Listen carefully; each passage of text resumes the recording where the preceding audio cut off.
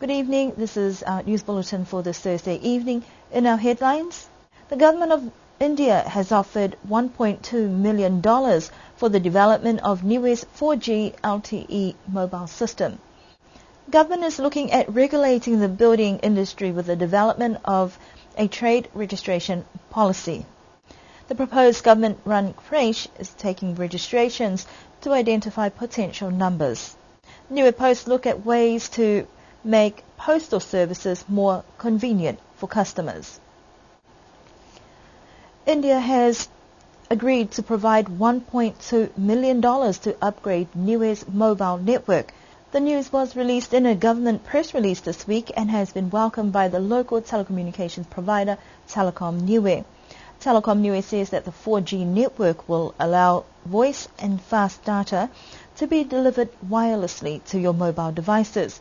You'll also be able to browse the internet and conduct business anywhere in Niue using the various applications available like Facebook, Viber, WhatsApp and other messaging platforms. Niue is currently on a 2G network, but upgrading to 4G will mean you are not bound to a fixed point anymore to connect to the internet. The upgrade will give customers more options to utilize services as long as they have mobile data. The government of India has funded community development projects in Niue for a number of years now, like the market development and the youth centre, as well as other community-based projects. We'll bring you more on this story at a later date when infrastructure and installation starts. Government has taken the initiative to regulate the building industry to safeguard practitioners and customers. This Niue Trades Registration and Certification policy comes on the back end after about 6 to 7 years of discussions. With the increased interest for housing developments on the island, there is also a need to put in place clear policies to counteract some rogue operators. The Department of Utilities is taking the lead on this particular initiative, and Director Dave Talang explains the rationale behind this move. Basically, this policy will lead towards regulating the industry, the building industry here in Niue. That's the main thing. Secondly, to protect the practitioners, those that work in the industry, the people who occupy the homes, the houses and all that, the clients, and also the lending institution. This will hopefully, we hope that it will improve the standard of quality of work in the industry, which leads to overall safety of people living in those buildings. Yeah. This is sort of the main thing about this. This is a start of what we hope that will lead towards regulating the whole industry. A consultation was held last week to discuss the policy that has been in the process for some years now.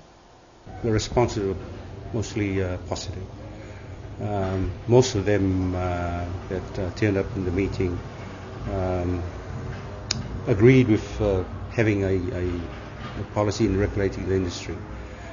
There were a few comments, but overall they agreed with the policy. A lot of those comments that from the people who turned up the workshop. Now we took all of those, and we're going to come back and try and improve the proposed policy. Maybe those comments won't be captured in the policy itself, but maybe later on when we develop the regulations and the act, maybe they will be included in there. But overall, we're going to try and have those comments put in the policy or the regulations or the act later on. But we welcome those comments. I mean, that was the purpose of the workshop, to have the people come in and work together. We want to work together with the practitioners, because we don't want to develop something that's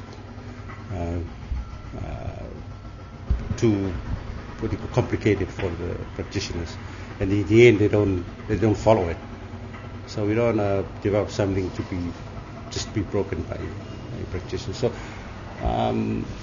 overall, those comments we welcome, and we still need to work with those people, put those comments together, and then send the draft back to them, and give them time to come back with any comments, and then we'll take it to cabinet. This new policy would mean that all tradespeople would need to register before they would be able to get work permits or a business license. Further discussions would look at the Act and regulations that would enforce any changes to the industry, but it may take a few years to have those laws in place. Developments at the proposed government-run creche facility is making slow progress, but parents are being encouraged to fill in applications for children. Last year, government initiated a process for public applications of interest to develop a creche following years of lobbying from parents for this service. However, due to insufficient applications, government opted to take on board this project, dedicating 2 prefabricated school buildings for the venture. An area just behind the public service building was identified as an ideal location, and groundwork development started with the hope that all would be operational this year. However, as it is, the buildings have not yet been uplifted to the site of Nokula.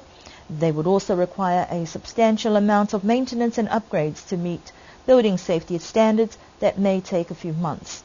It is unclear when the early childhood care centre will be operational, but what has been announced is that they will be taking children 12 months to 3 years and 9 months. Niue Post is looking at ways to provide customers a service that is convenient. The post office was transferred from Telecom to the Kiwibank last year, and they're looking at ways to encourage more people to use these services. Despite technological advancements in information and communication technology, with an increase in people using online services, but there are still those who prefer postal services.